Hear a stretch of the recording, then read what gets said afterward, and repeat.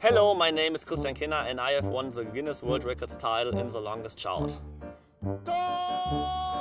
My longest shout was 43.56 seconds and it was in Munich in the radio station Sport 1 FM, and I have won this record against two other guys in a final and my shout was the longest. The rules for the longest shout record were that the shout have to be constant over 80 decibel.